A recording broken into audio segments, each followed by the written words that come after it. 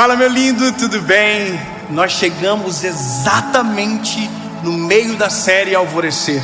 Essa é a nossa quarta mensagem e o tema é: eu não consigo ter fé. Sabe, quando você ouve as histórias, quando você vê os milagres, mas parece que com você não é possível. Essa mensagem é uma palavra de Deus para o seu coração. Antes de entrar na mensagem, eu quero só te pedir um favor. Aqui embaixo desse vídeo tem um botãozinho de joinha.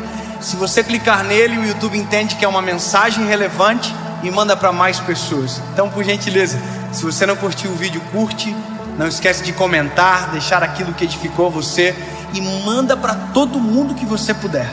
Outra coisa, toda a segunda-feira, 7 horas da manhã, em ponto, tem uma mensagem de Deus para você aqui no nosso canal. Então, se você ainda não é inscrito, se inscreve, ativa o sininho e eu espero você toda segunda por aqui. Jesus te abençoe. Vamos pro vídeo. Jó, capítulo de número 3, versículo de número 11.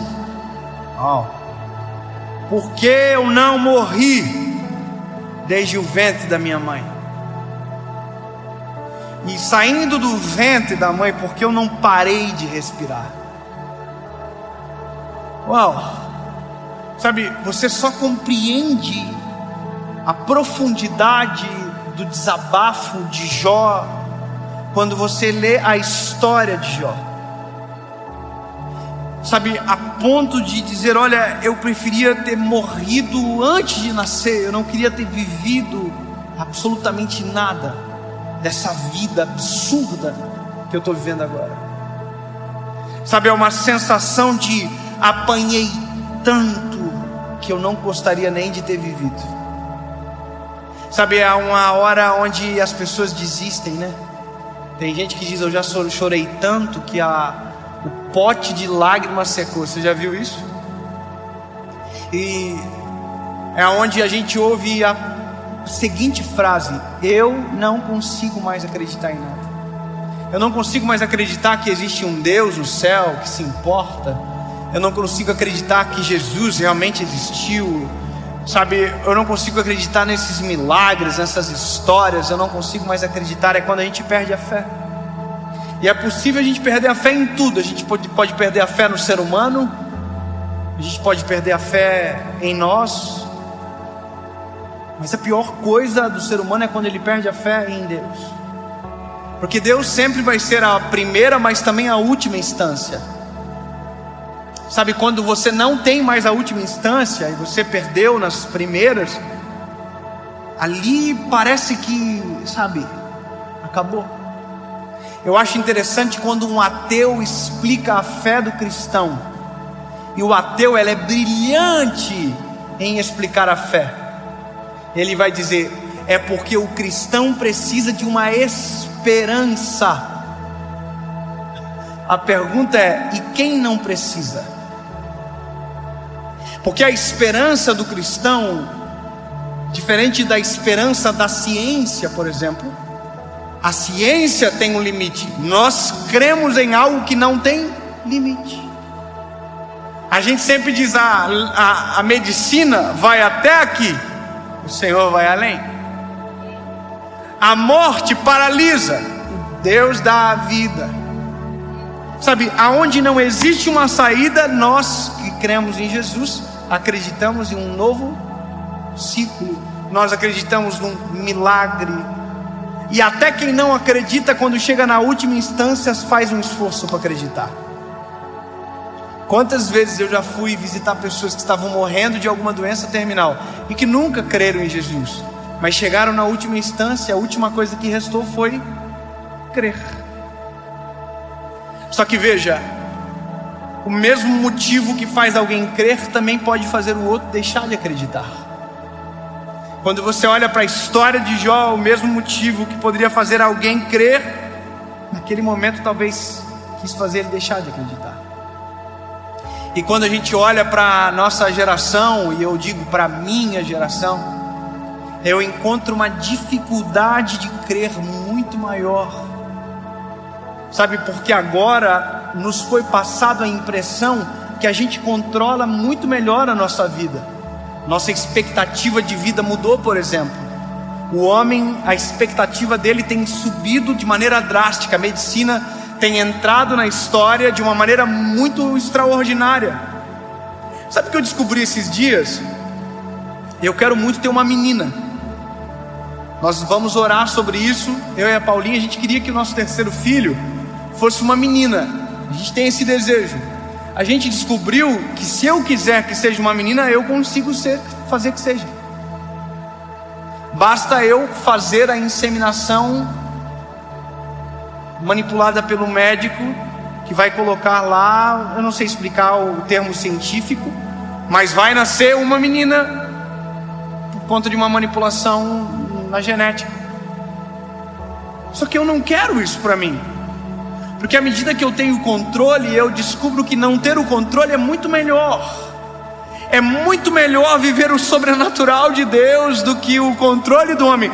É muito melhor daqui a um ano eu olhar para você e dizer: eu orei, pedi para o Senhor uma menina e Deus ouviu a minha oração e me deu a menina que eu sonhei. Você entende? À medida que o mundo avança, ele tira a graça de nós. Ele vai tirando a possibilidade de milagres, obviamente que vai chegar o momento, e já chegou, onde a medicina não vai passar, onde a ciência não vai passar, aonde nada vai passar, e aí Deus vai entrar.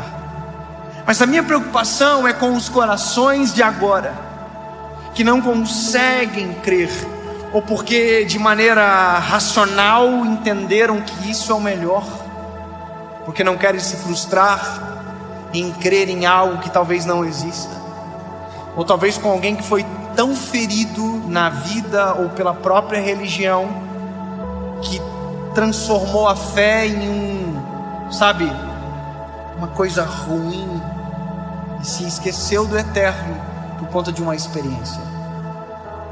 Eu olho para as experiências, e eu vou ser bem sincero com você agora.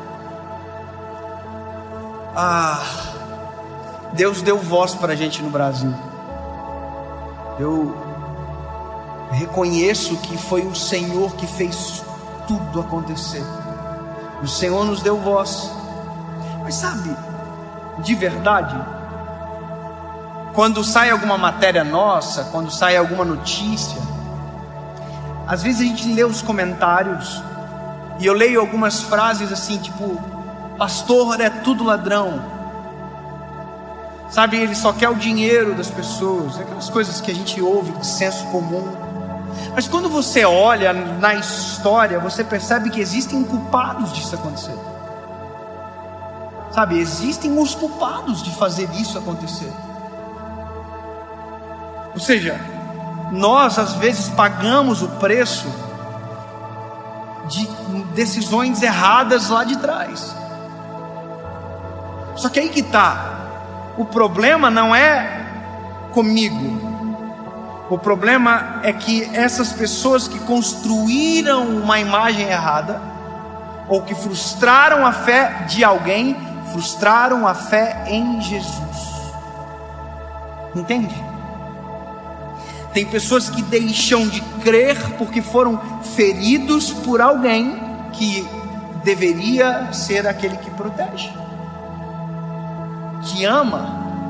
E eu vou te falar uma coisa: nós somos muito tentados às vezes na vida, como todo ser humano, mas eu consigo entender a responsabilidade que eu tenho.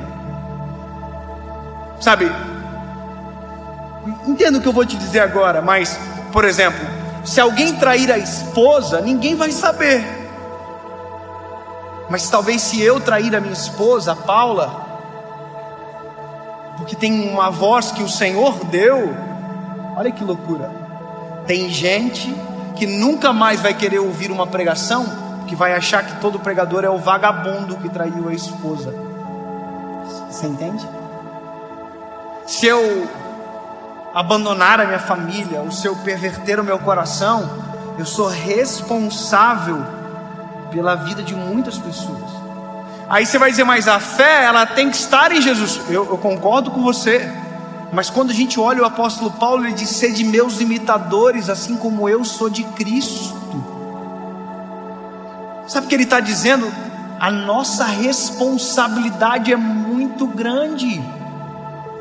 Mas a minha mensagem agora não é para um pregador, não é para um pastor, é talvez para alguém que foi ferido ou teve a fé desacreditada por uma má experiência, seja com alguém da religião, sabe, seja com uma vida muito sofrida.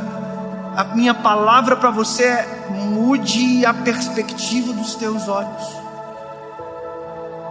E isso é muito importante, porque à medida que o tempo passa, se nós não tivermos o nosso coração no Senhor, se os nossos olhos não estiverem fitos nele, se nós não tivermos fé, o que nós vamos ter?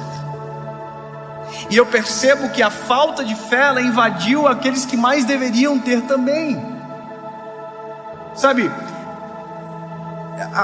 o meu coração nessa série, qual foi? Eu preciso de uma mensagem de esperança, Senhor. Jesus, eu preciso de uma palavra que seja para esse tempo. Ela é atemporal, mas eu preciso de respostas para esse tempo. E veja, eu estou falando sobre Jesus de uma perspectiva em todo o tempo, dizendo para você: olha, é possível melhorar, é possível Deus transformar a sua história, porque eu tenho fé. E por isso o tema da mensagem é alvorecer, o tema da série, sabe, uma esperança. Porque se eu não tiver isso, o que eu vou ter? Se eu não crer que Deus pode agir, no que eu vou crer? Se eu não creio que Deus pode parar uma chuva, no que eu vou crer? Você entende? Eu preciso crer, não é quero, eu preciso. A minha geração precisa crer, não é quer, não, nós precisamos, porque senão a gente entra em colapso. Senão a gente entra em desespero, senão a gente desacredita, e desacreditar de Deus é desacreditar de nós, porque aonde estamos nós? O que é a nossa vida? O que é a nossa história? Sabe, eu quero que você chegue ouvindo isso que eu estou falando para você, na expectativa de voltar a crer, mesmo que os teus olhos não enxerguem nada ainda. Hoje eu vi um vídeo de um rapaz que faz salto em distância e ele é cego. Sabe, quem salta em distância, ele percorre uma pista e ele pula numa caixa de areia. O que me doeu o coração é porque o cego, um atleta profissional, sem ver, ele correu e ele mudou o ângulo. Sem perceber, ele mudou o ângulo da corrida dele. E ele pulou metros de distância e caiu fora da caixa de areia. Caiu no chão duro, com a bunda no chão. Sabe, sem ver, ele correu. Sem ver, ele saltou. Só que ele caiu fora da caixa de areia. Crer é sem ver, sem enxergar, correr e pular, crendo que o Senhor me pegará no colo, crendo que o Senhor está no controle. É dar o passo sem ver o chão, é andar sem ver a estrada, mas saber que Deus está cuidando de todas as coisas. Isso é crer, é o firme fundamento no que os meus olhos não veem, é a fé. E se nós não tivermos fé, no que vamos acreditar? O mundo está em declínio. Se nós não tivermos fé, qual será a nossa esperança para amanhã? Qual é a esperança que eu tenho sobre o mundo para os meus filhos amanhã? Eu amo uma passagem onde Jairo chega para Jesus e diz: Jesus, a minha filha está doente, para morrer em casa. O Senhor vai na minha casa e eu creio que o Senhor vai curá-la. Bom, Jesus diz: eu vou. Só que enquanto Jesus está indo, uma mulher toca em Jesus, uma mulher que tem um fluxo de sangue. Jesus para e tal.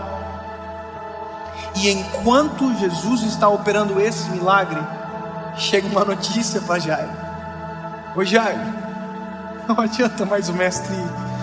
que ela morreu.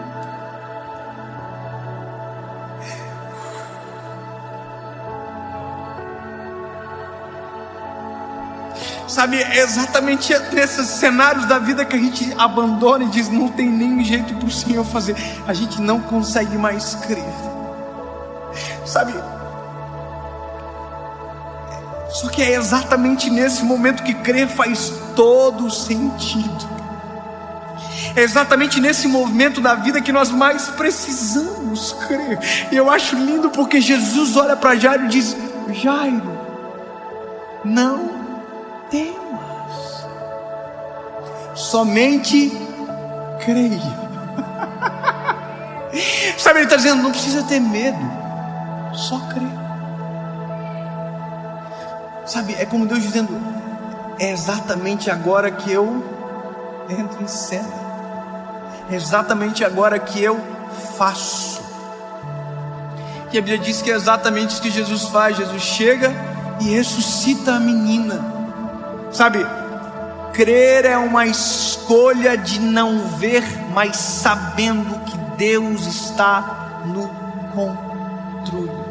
É mesmo quando não existe um caminho, conseguir enxergar a estrada. É mesmo quando não houver o sol, é a gente enxergar o alvorecer. É mesmo quando todo mundo não consegue ver um cenário de paz, sentir paz. E talvez por isso que o cristão irrita muito aquele que crê, que todo mundo desespera e diz: não, vai ficar tudo bem. É por isso que o cristão irrita, porque todo mundo desespera e diz: todas as coisas cooperam para o bem daqueles que amam a Deus. Sabe, é por isso que todo mundo corre de medo. Ele diz: não, nós não somos escravos do medo, porque o Senhor não nos deu um espírito de medo, mas de coragem e ousadia.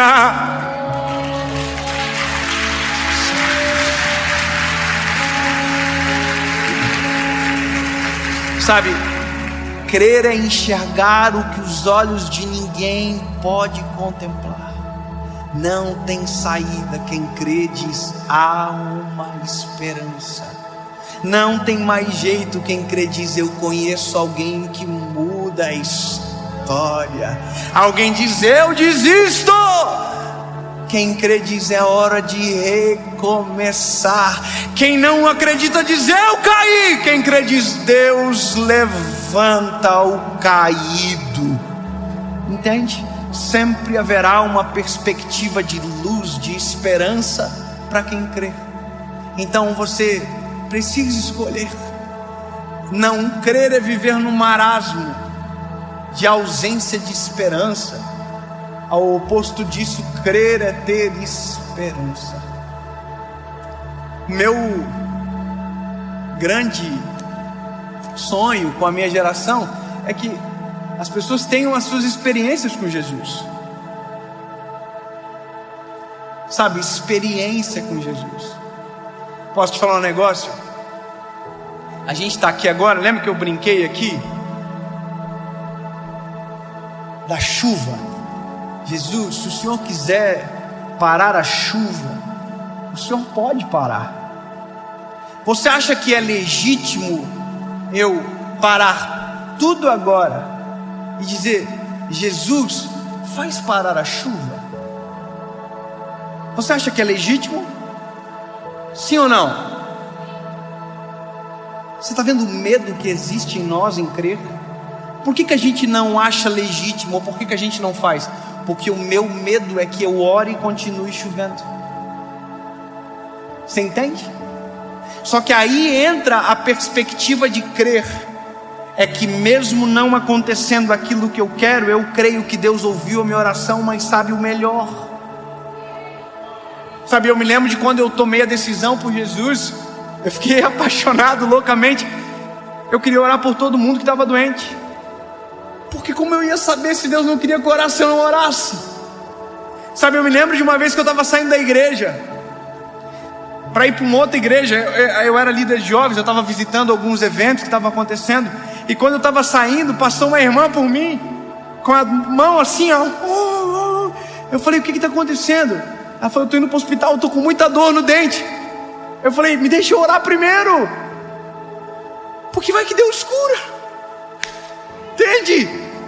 Caraca, eu vou perder uma oportunidade dessa. Aí ela parou e eu orei. E sabe o que aconteceu? Nada. Jesus não curou ela, ela foi para o hospital. Mas aí que tá, eu continuei crendo. Porque não é pelos que meus olhos enxergam, é pelo que eu creio na minha alma, no meu espírito. Deus está no controle. Entende? O crer não significa que eu vou entrar numa experiência onde tudo vai dar certo. Mas quer ver uma outra experiência? Essa semana, e eu concluo agora a importância de crer. Meu filho João pegou uma virose. Meu príncipe.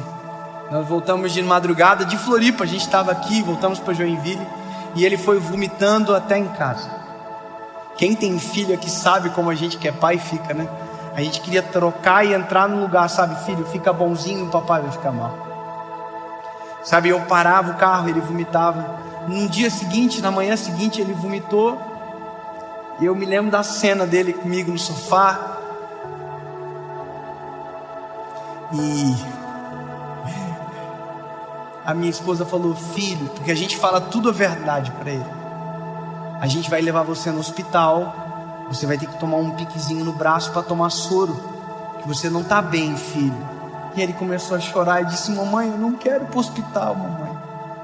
Dói. E claro que dói.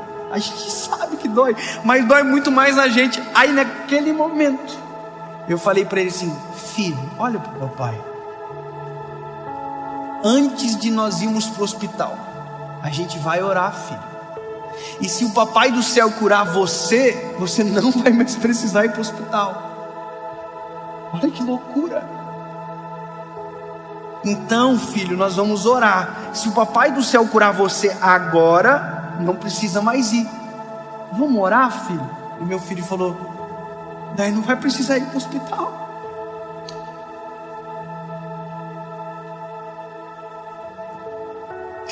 Eu falei: não, filho, se papai do céu curar você, não vai precisar. Ele baixou a cabecinha, colocou a mãozinha assim, e ele falou assim: papai do céu, cura eu.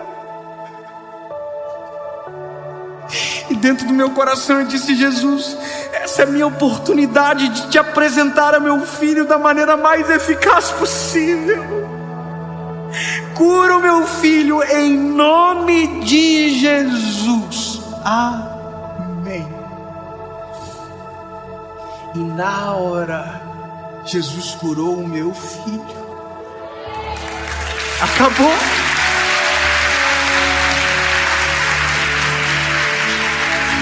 E aí você vai dizer: eu não creio. É isso que eu estou falando. O crer faz a diferença. Sabe, eu pedi para minha esposa: amor, traz uma banana para o João. Ele: tá bom.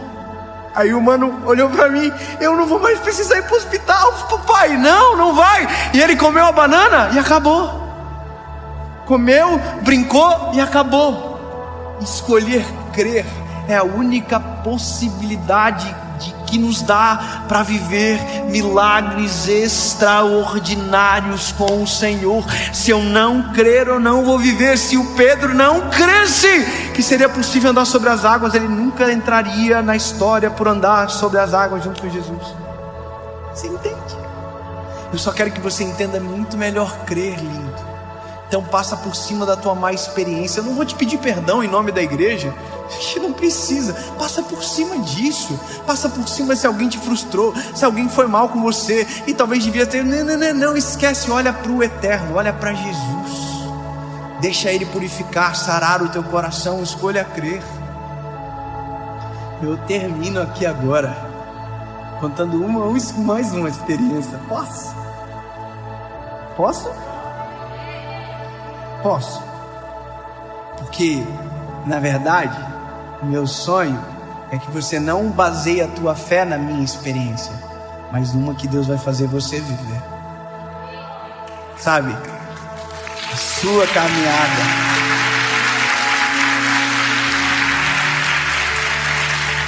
Só me permita a te inspirar. Só isso. e você vai viver.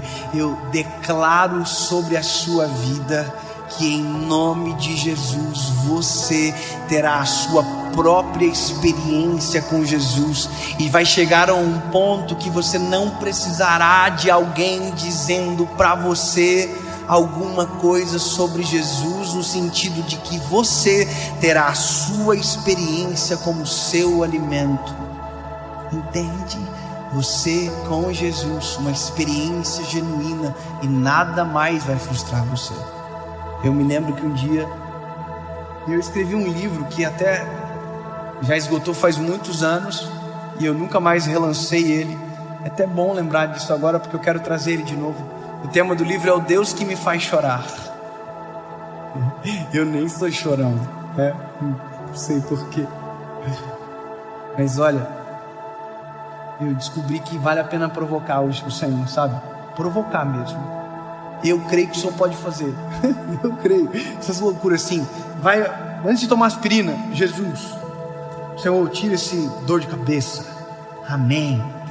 Aí de repente vai, imagina, é muito mais gostoso, não é? Tu tomou aspirina, passou, passou. Aí, mas você orou e passou, é outra, entendeu? Outra vibe. Irmão, eu tinha um crediário numa loja lá em Joinville, o Senhor já me libertou. Sabe, o crediário que te obriga a voltar na loja para pagar, aquilo é uma pegadinha terrível, irmão. Você entra na loja, o vendedor já fala assim: é um alvo, vamos gastar mais. E aí, irmão, eu tava indo para pagar o meu boletim e tal, o meu carrinho aqui. Você percebeu que parou de chover, né? Eu tava indo.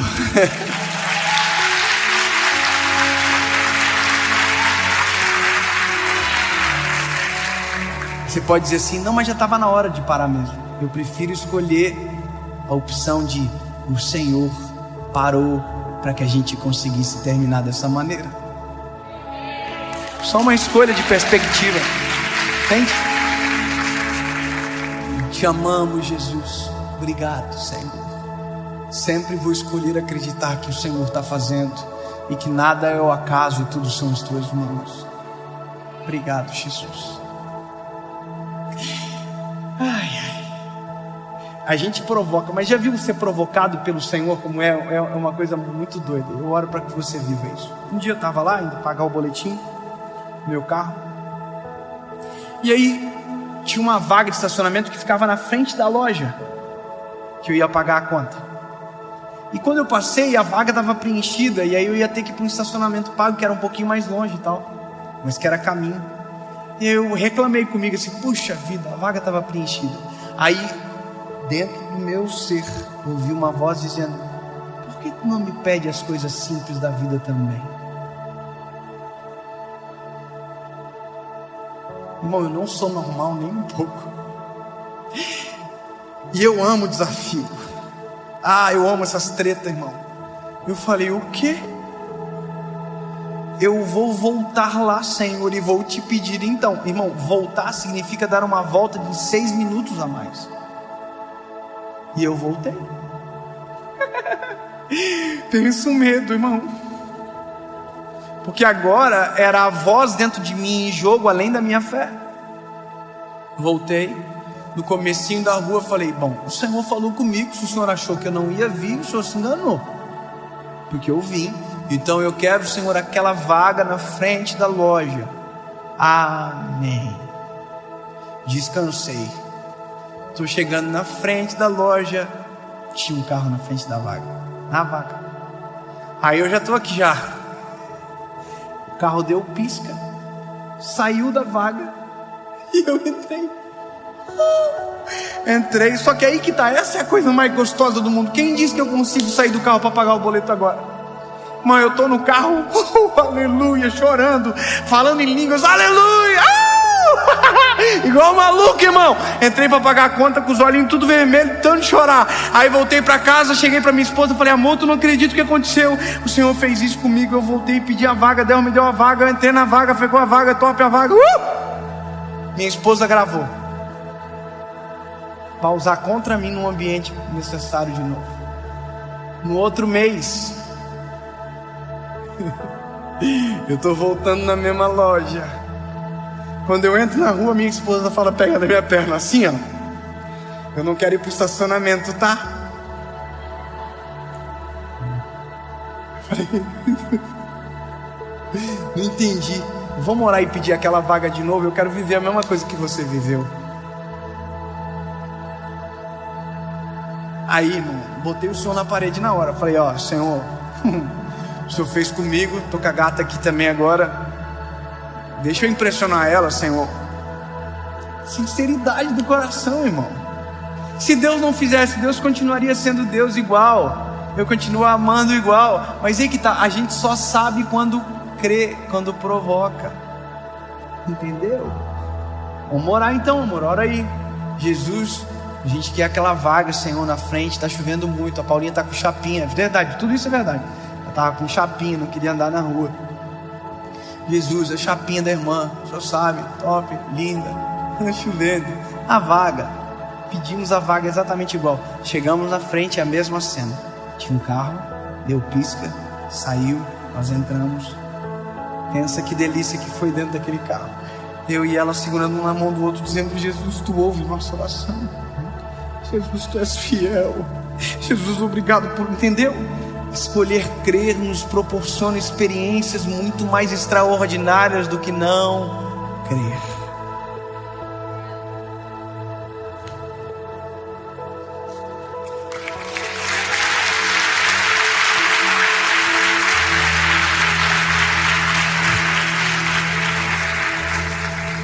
Jesus, eu creio que esta mensagem vai chegar na hora certa para milhões de pessoas que por conta desta palavra voltarão a crer em Ti, Jesus, e provocarão experiências contigo extraordinárias e serão transformados pela Tua presença.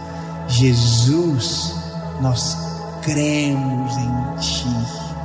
Tu és o nosso amado. E não importa o cenário, não importa a crise, Tu és e sempre será o nosso Deus. Nós cremos e bem-aventurados somos, porque mesmo não o vendo, cremos. Te amamos, Jesus.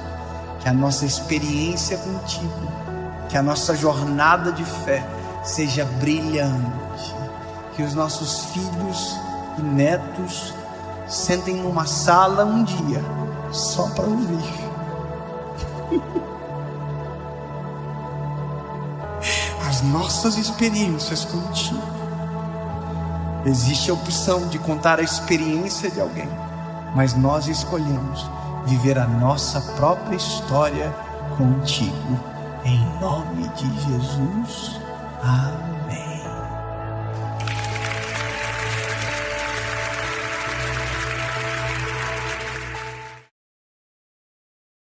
는 당신과 큰삼촌만이 진정한 혈족입니다. 내 아버지는 돌아가셨어. 당신의 어머니는 더 이상 당신이 필요하지 않습니다. 그녀는 내 마음의 가장 아픈 곳을 쳤습니다. 말도 안 되는 소리를 하네, 우리 엄마. 매달 나는 당신에게 돈을 보냅니다. 이모는 경멸스럽게 웃었다. 돈을 보냈는데 그 사람이 너한테 왜 연락했어? 그렇지 않습니까? 그 사람에게 연락할 수 있나요? 아, 그녀는 숙녀이고 도시이고 재산이며 수백만 달러입니다. 매달 300위안을 던져주는데 개나 고양이처럼 키우기만 하면 된다.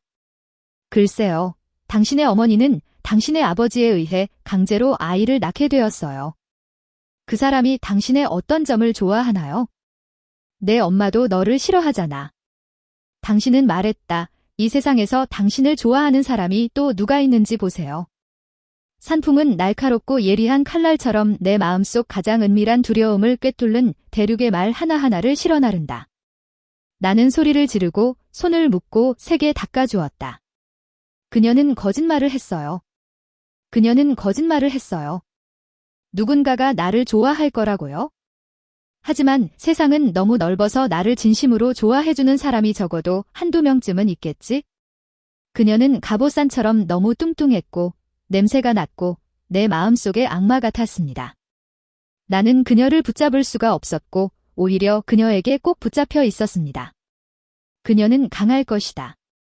내 팔, 이 사악한 생물은 그것이 얼마나 큰지 작은지 정말 모릅니다.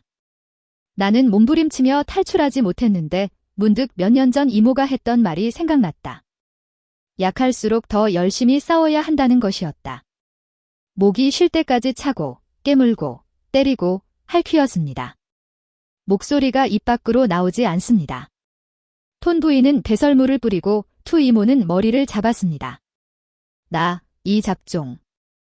하지만 너의 미친 외모 때문에 엄마가 도망가면 아무도 너를 좋아하지 않을 거야. 나는 그녀를 좋아합니다. 그녀의 목소리는 번개처럼 내 귀에 울려 퍼집니다. 나는 그의 꾸준한 시선을 바라보며 고개를 돌렸다. 우리